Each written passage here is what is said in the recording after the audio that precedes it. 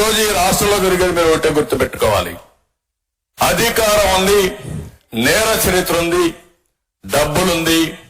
ఈ మూడుతో ఏమైనా చేయొచ్చనే ధీమాతో ముందుకు పోయే పరిస్థితికి వచ్చారు.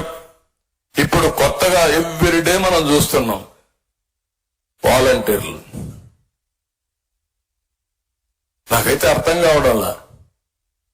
ఎలక్షన్ అనౌన్స్ అయిన తర్వాత అందరికీ ధైర్యం వచ్చింది, ఒక్కొక్కరే వస్తున్నారు. నేను మిమ్మల్ని కోరేది ఒకటే, ఈ పోరాటం మీకోసరం నా కోసమే కాదు, రాష్ట్ర భవిష్యత్తు కోసం చేసే పోరాటం. కాబట్టి ఈరోజు లోకసత్తా ఎట్లయితే వచ్చారో ఈ రాష్ట్రంలో ఉండే అన్ని అసోసియేషన్స్ ముందుకు రావాలి, అందరు వ్యక్తుల ముందుకు రావాలి, అని కుల సంఘాలుంటే కుల సంఘాలు రావాలి. ప్రతి ఒక్కరు బాధ్యతగా తీసుకుని ఈ రాష్ట్రాన్ని కాపాడుకోకపోతే మళ్ళా ఈ రాష్ట్రానికి భవిష్యత్తు ఉండదు. చెప్పేటన్ని అబద్ధాలు. ఒక విషయంలో మనం గుర్తుపెట్టుకోవాల్సిన అవసరం ఉంది. తెలుగుదేశం పార్టీ లిస్టు మీరు చూశారు ఈసారి. నేను వీలైనంత వరకు అన్ని కులాల్ని అన్ని ప్రాంతాల్లో బ్యాలెన్స్ చేయడానికి నేను ప్రయత్నం చేశాను.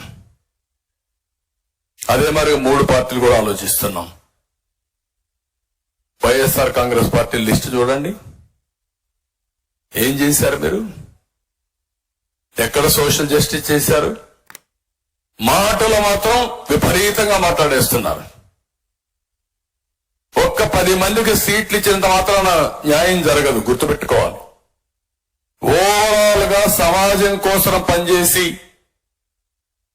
ఈ సమాజంలో ఉండే ప్రతి ఒక్క వ్యక్తిని ఎంపవర్ చేయగలిగినప్పుడే న్యాయం జరుగుతుంది. మనం సిస్టమేటిక్ గా చేసి మన మీద బురజల్లే కార్యక్రమం. నేను అందుకే చూస్తే అనిపించింది, నాకు నవ్వు వచ్చింది. ఇవన్నీ చూస్తామంటే మీకు చెప్పాలి కూడా చెప్తున్నా.